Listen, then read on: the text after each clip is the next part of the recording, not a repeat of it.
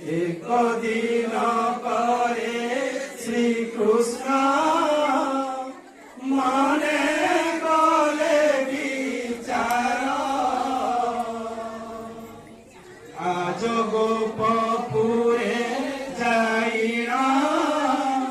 সাজিলি প্রথমে মাতঙ্গ পাখরে ভিক্ষা মাগি যাই জননী গো পুত্র বলিলা